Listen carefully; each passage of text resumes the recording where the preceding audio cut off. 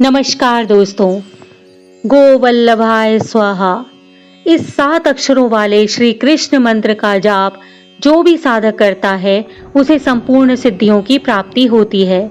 साथ ही धन की कामना करने वाले व्यक्ति को इस मंत्र का निरंतर जाप करते रहना चाहिए। मंत्र के 1.25 लाख होते ही आर्थिक स्थिति में आश्चर्यजनक रूप से सुधार होने लगेगा।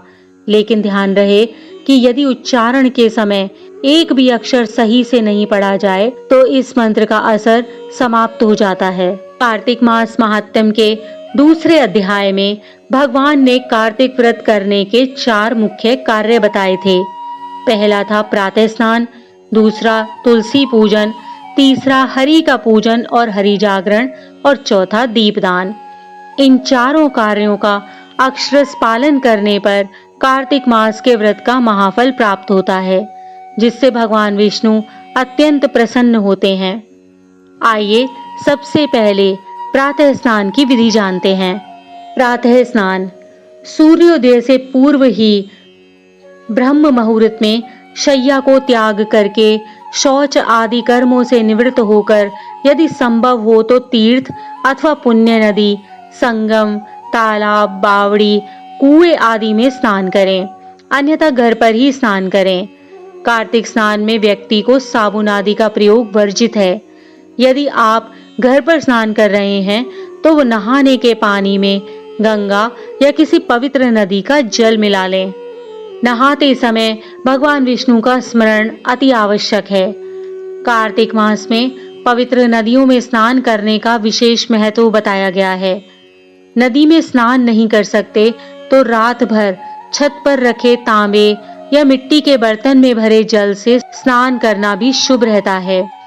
तुलसी के पौधे की जड़ की मिट्टी शरीर पर लगाकर स्नान करना भी शुभ फलदायक होता है। तो चलिए जानते हैं ब्रह्म मुहूर्त का क्या अर्थ है। 24 घंटे में 30 मुहूर्त होते हैं।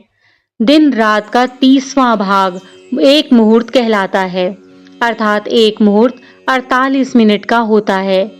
सूर्योदय के पूर्व के पहर में 2 मुहूर्त होते हैं। इनमें से पहले मुहूर्त को ब्रह्म मुहूर्त कहते हैं।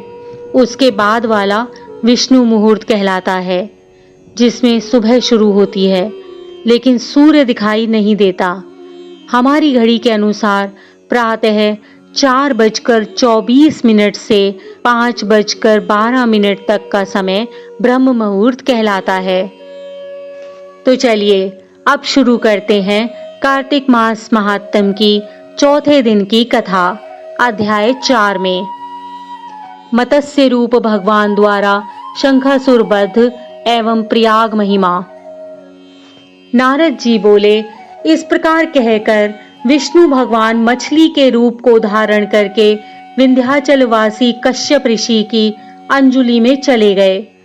तब कश्यप ऋषि ने उस मछली रूपधारी भगवान पर दया करके अपने कमंडल में डाल लिया। मछली तेजी से बड़ी होने लगी। जब वह उस कमंडल में न समाई तो कुएं में डाल दिया और वह मछली निरंतर अपना आकार बढ़ाती रही। जब वह कुएं में भी न समा पाई तो उसे तालाब में डाल दिया गया। अब तालाब में भी न समाई तो समुद्र में डाल दिया। तब वहां मत्स्य रूपधारी भगवान ने शंखासुर को मार डाला और उसे अपने हाथ में दबाकर बद्रीवन को चले गए। वहां सब ऋषियों को बुलाकर भगवान बोले कि जल के भीतर वेद मंत्र बिखरे पड़े हैं, तुम उन्हें जाकर ढूंढो और बहुत शीघ्रता पूर्वक रहस्यों समेत वेदों को जल में से बाहर निकालकर मेरे पास ले आओ। तब तक मैं देवताओं समेत प्रयाग में निवास करूंगा। नारद जी बोले, तब तपोबली उन ऋषि मुनियों ने अपने तपोबल से बीज और यज्ञ मंत्रों सहित वेदों को निकाल लिया। उन ऋषियों में से जितना भी भाग जिसने निकाला उस भाग का वही अधिकारी हुआ और उस ऋषि के नाम से प्रसिद्ध हुआ। तत्पश्चात सब मुनि मिलकर उन खोजे हुए वेदों को साथ लेकर प्रयागराज को गए और प्राप्त हुए वेद ब्रह्मा जी के साथ विष्णु भगवान को अर्पण कर दिए। संपूर्ण वेदों को पाकर ब्रह्मा जी ने प्रसन्नता पूर्वक सब ऋषियों सहित अश्वमेध यज्ञ किया। यज्ञ के पूर्ण होने पर देवता, गंधर्व, यक्ष, पन्नग, गुहक आदि सब पृथ्वी पर दंडवत प्रणाम करके भगवान विष्णु की प्रार्थना करने लगे। देवता बोले, हे देवाधिदेव, हमारी प्रार्थना सुनिए। यह समय हमारी प्रसन्नता एवं आनंद का है, इससे आप हमको वरदान दीजिए। हे रमापते, इस समय ब्रह्मा जी ने इस स्थान पर नष्ट हुए वेदों को फिर से पाया है और हमने आपकी प्रसन्नता के लिए यज्ञ का भाग प्राप्त किया है। इसलिए हे भगवान, आपके प्रसाद के कारण यह स्थान प्रयाग पृथ्वी में अत्यंत श्रेष्ठ और पुण्य को देने वाला हो तथा यहाँ की महिमा भी ब्रह्म हत्या आदि के पाप को दूर करके अक्षय फल देने वाली हो। यह वरदान हमें दीजिए, यही वरदान हमें चाहिए। श्री विष्णु भगवान बोले, हे देवताओं, जो कुछ तुमने कहा है वह मुझे बड़ा प्रिय लगा है। मैं तुमको वर देता हूँ कि ऐसा ही होगा। यह स्थान ब्रह्म क्षेत्र के नाम से प्रसिद्ध होगा। सूर्यवंशी राजा भागीरथ जी गंगा जी को लाएंगे और इस स्थान पर सूर्य के पुत्री यमुना जी से संगम होगा। ब्रह्मा आदि तुम सब देवता मेरे साथ यहीं निवास करो। यह स्थान तीर्थराज प्रयाग के नाम से प्रसिद्ध होगा।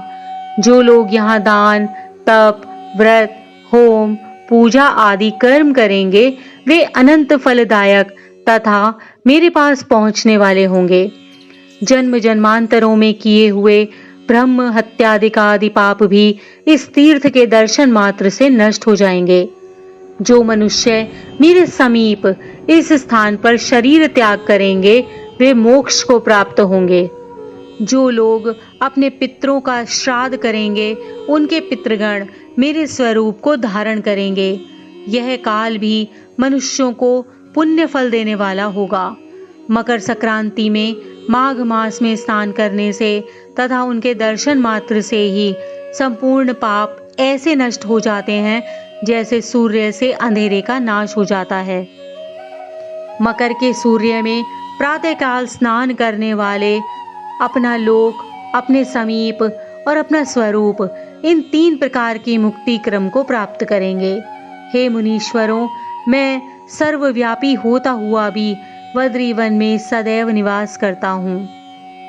जो फल अन्य जगह पर 100 वर्ष तक तप करने से मिलता है वह तुमको यहाँ 1 दिन में ही प्राप्त होगा।